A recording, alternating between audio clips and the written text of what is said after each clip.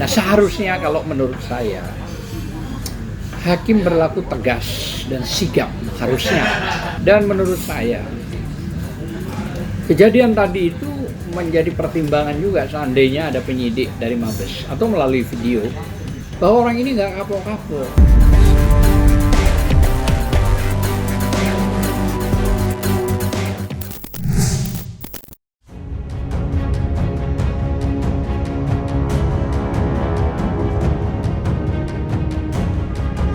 Lagi dan lagi, Firdaus Oiwobo kembali terlibat kericuhan di Pengadilan Jakarta Pusat dalam perkara gugatan yang diajukan ke sejumlah pihak terkait proyek PIK 2. Firdaus yang hadir di persidangan sebagai penasehat dari salah satu tergugat mendapat protes karena dianggap tidak mempunyai legal standing atau kedudukan hukum untuk mewakili salah satu tergugat.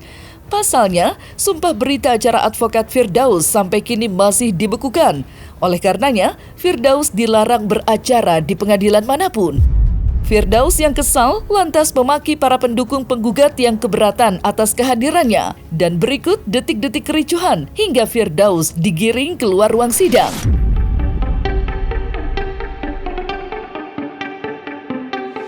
Kata hukum berbarang hukum sendiri. Kalau tidak itu diskriminatif. Saya punya hak di sini. Diskriminatif. Ya, jangan diskriminatif. Atau hukum saya. Atau hukum saya punya badan hukum sendiri. Kalian lagi balik teriak.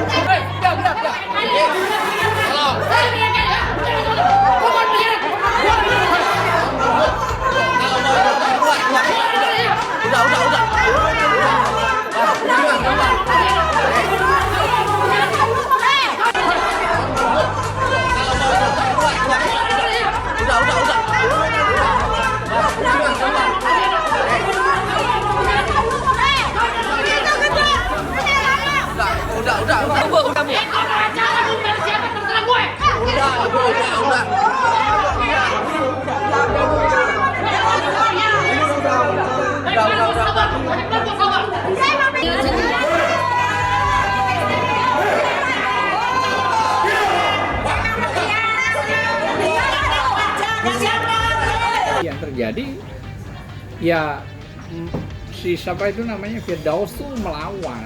Ya melawan tuh merasa dia disudutkan dengan begitu. Nah, ributlah, gaduhlah di dalam sidang. Walaupun dia tidak masuk di dalam sidang, dia pengunjung. Ya.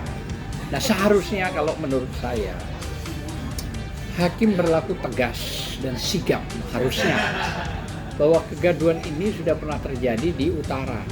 Kenapa dengan adanya ini terus di pusat mau dibuat gaduh juga? Harusnya tegas.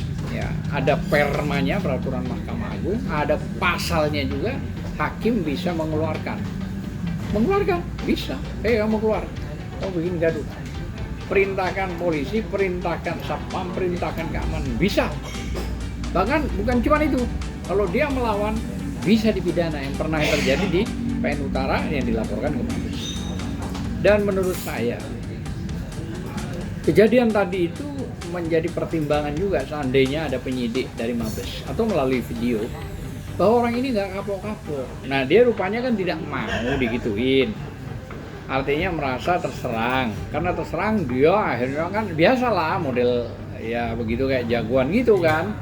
Wah itu nggak bener. Wah, akhirnya ditampalin juga sama rekan-rekan advokat kita. Ada Mbak Kurnia, ada Mas Juju ya. Ada Mas Sugeng, Mbak Susi. Artinya saling ini ditambah lagi pengunjung emak-emak yang ngamuk kepada dia. Kehadiran Firdaus di ruang sidang memang sempat dipertanyakan lantaran keabsahannya untuk mewakili salah satu tergugat. Menanggapi protes, Firdaus malah mengamuk dan meneriaki para pengunjung yang menolak kehadirannya.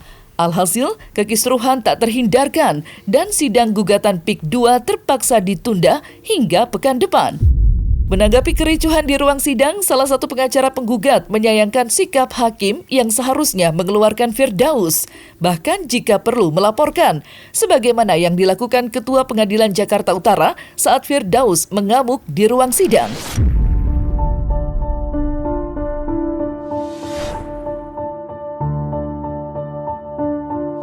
Kalau memang tidak ada hak untuk berada dalam persidangan, silahkan keluar dari area persidangan. Itu saja, sangat simpel. Tapi karena berlarut-larut, akhirnya menjadi sedemikian. Ada salah satu orang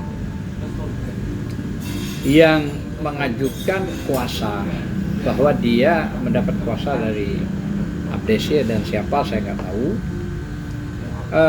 Ternyata salah satu orang itu yang namanya Firdaus itu.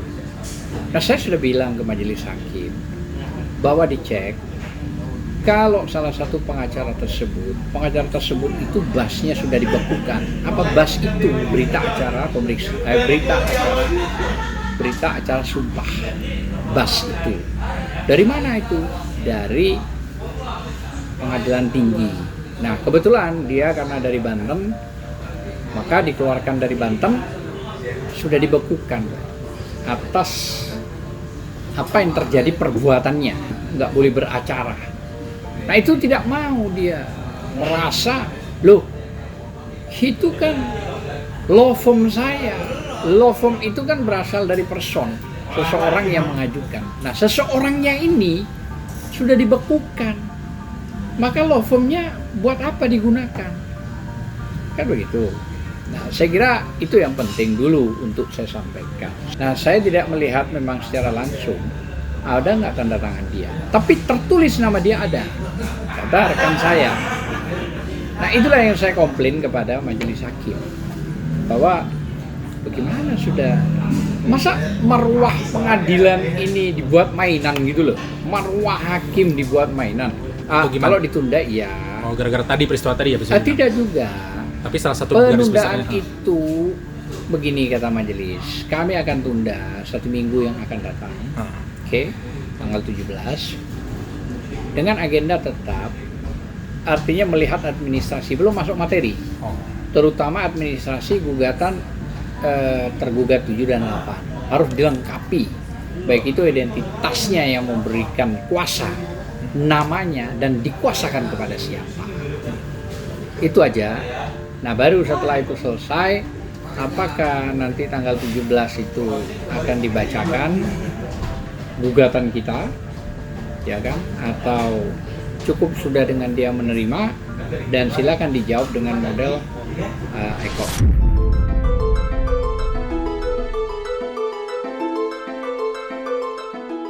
Firdaus Oyuwobo tak henti-hentinya membuat kontroversi. Tidak hanya baru-baru ini, Firdaus dituding membuat kegaduhan, tetapi juga dengan pengacara senior Hotman Paris.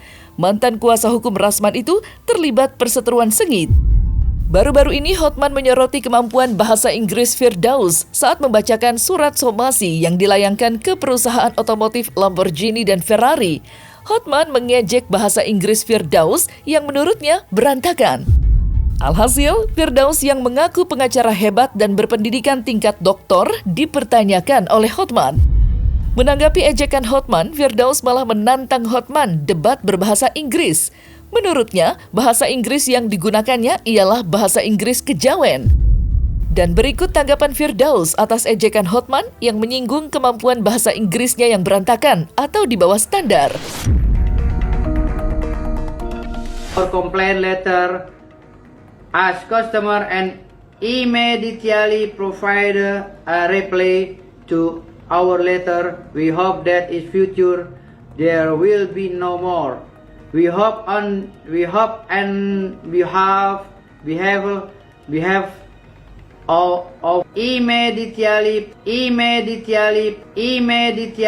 Udah gue laporin. Kalau gue nggak ada urusan, bodo amat. Urusan Rudi Salim mau ngapain? Urusan si Hotman keluar di Jamban kek di ini nggak ada urusan gue. Perang ya perang lah. Berita duka cita atas kualitas pengacara.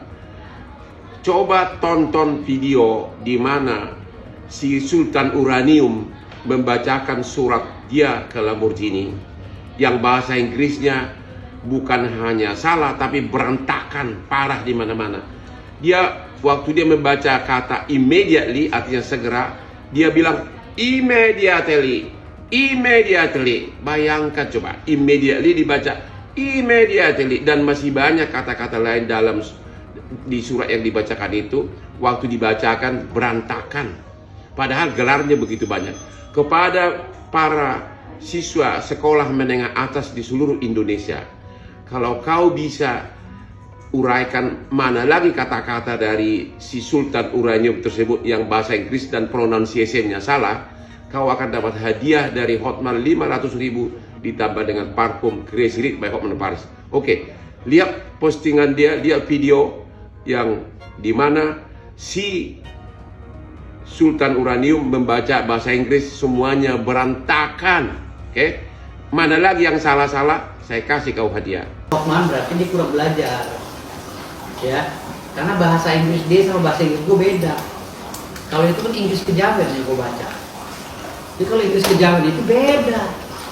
Kan gue udah bilang, kalau dia kan bahasa Inggris United, ya kan, atau enggak Amerika, kan gitu. Jadi kalau dia biasa berbicara bahasa Inggris United atau Amerika, jangan disamakan sama gue. Gue kan biasa bahasa Inggris kejawen. Nah itulah Inggris kejawen. Gitu. Orang suruh belajar lagi mau gue Inggris kejawen. Jangan so pinter dia. Nah, Inggris kejawen itu gue nyiptain. Gitu.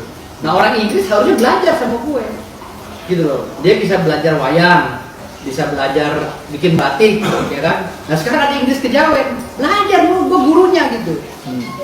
Gitu. Jadi jangan so tahu Hotman Paris itu. Kalau dia nggak tahu maksud dan tujuan gue, lah sekarang dia mau bahasa Inggris model apa mau gue? Suruh ngomong dong. Inggrisnya Hotman Paris saja masih ngaco kok, masih belepotan kalau ngomong. Gitu. Kan Hotman belum pernah ngomong head to head sama gue. Gue baru ngeluarin Inggris kejawen aja udah heboh ya kan. Gimana gue ngomong Inggris British, ya kan? Gimana gue ngomong Inggris Inggris Amerika? Kan gue jadi bilang begini, pernah belajar listening conversation, reading dan lain-lainnya. Gue pernah belajar. Jadi kalau seandainya Hotman mau mencela gue nggak kena, karena dia nggak tahu maksud dan tujuan gue. Gitu. Orang pakai Inggris kejawen kok dia protes, jelas dia nggak ngerti lah. Gimana? Kalau Hotman mau bicara bahasa Inggris sama gue, ya buka TV debat sama gue bahasa Inggris, ya nggak usah ribut-ribut ya kita. Panggil Hotman Paris suruh ngomong Inggris sama gue berdua. Kayak apa? Kan gue kuasai 3 bahasa sekarang, ya kan? Inggris British, Inggris Amerik, Inggris kejawen. Dia mau pakai Inggris apa? Inggris kejawen ya jelasnya nggak bisa. Kemana yang gue baca itu dia kagak ngerti kan gitu. Tinggal Inggris British sama Inggris ini nih, Inggris Amerika. Gitu. Ayo kita mainkan. Tapi kalau Hotman Paris tuh ke TV, suruh ngomong apa masalah hukum. Ayo, emang itu yang gue tunggu-tunggu, debat masalah hukum, debat masalah bahasa Inggris. Emang gue dari dulu tuh nunggu dia mau gue debat. Ayo kita kupas masalah hukum. Ya, kan dia selalu menyepelekan gue tuh.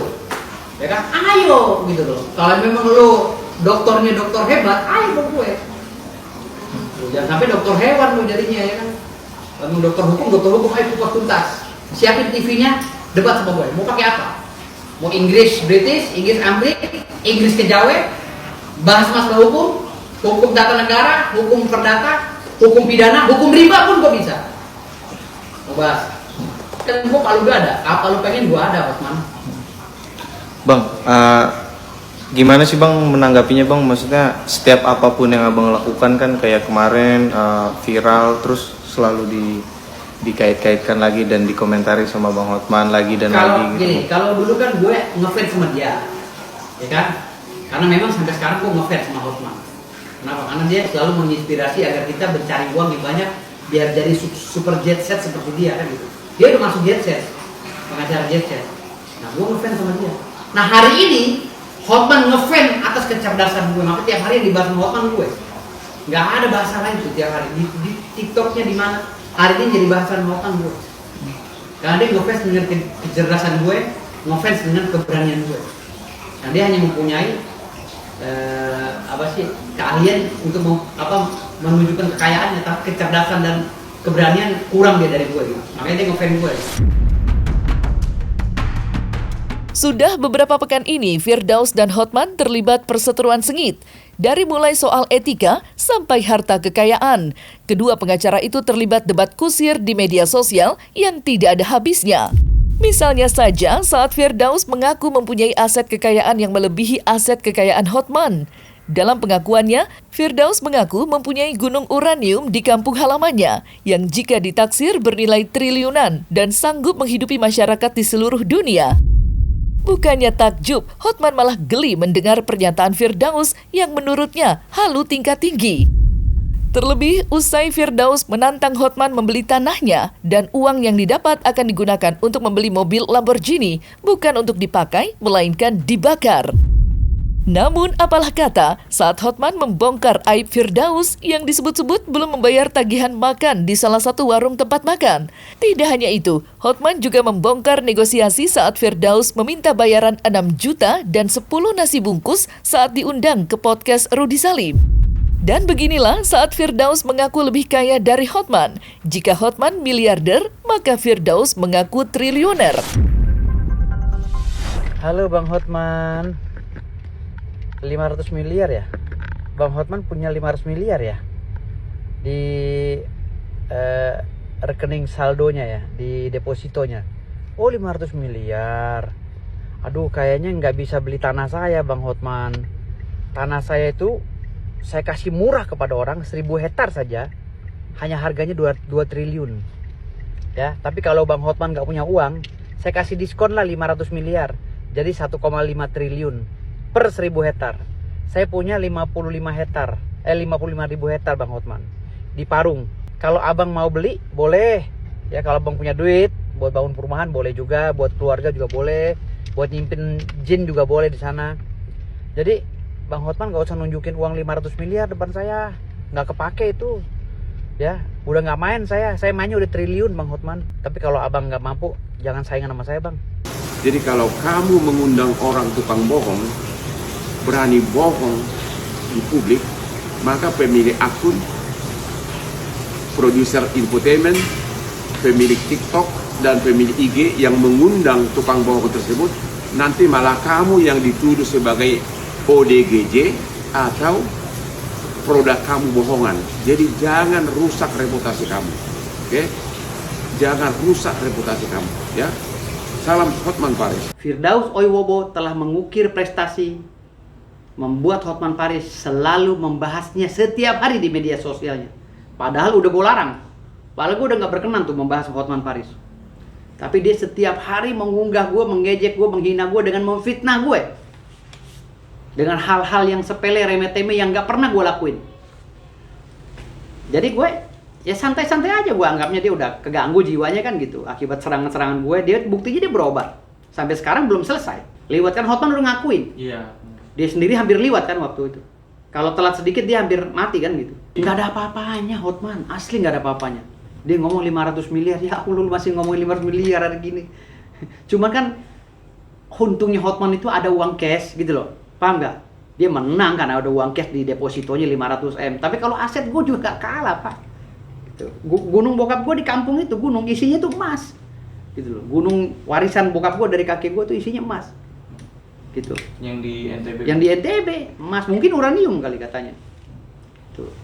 Tapi kan kita nggak bahas ke sono-sono, norak gitu loh. Kayak orang baru kaya. Sebenarnya sih gue malu gitu kan, di kampung gue kan orang-orangnya juga. Jadi nggak bahas masalah itu gitu. Orang Bima ini kan orangnya apa sih gitu kan?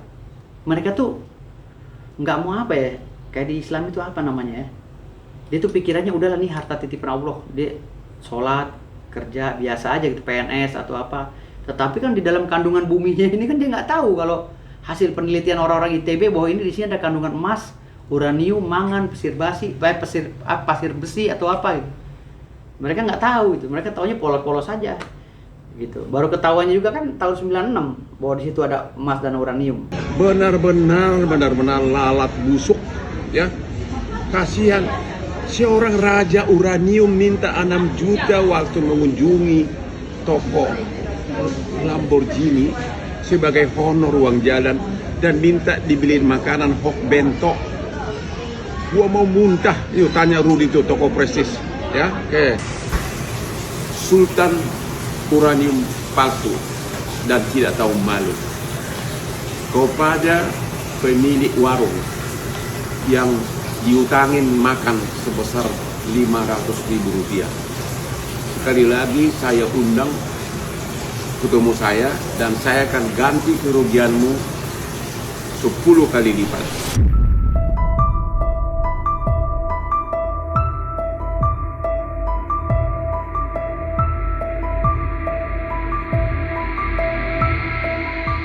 Nah, selesai sudah Cumi Lovers? Saksikan terus Cumi Camp In Depth, kabar lengkap, mendalam, dan akurat dari narasumber terpercaya.